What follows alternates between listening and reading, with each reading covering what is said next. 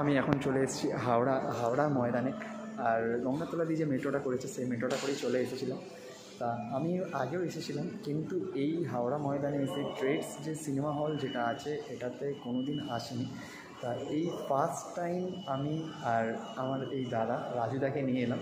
দুজন মিলে আমরা একসঙ্গে এসেছি। রাজুদার একবারও ঘোরা হয়নি, তাই রাজুদাকে অনেক বলেছিল যে ভাই আমাকে নিয়ে চলো, একবার অন্তত নিয়ে যাবে। সেই হিসাবে রাজুদাকে আমি নিয়ে আসবো বলেছিলাম তা ঘুরতে।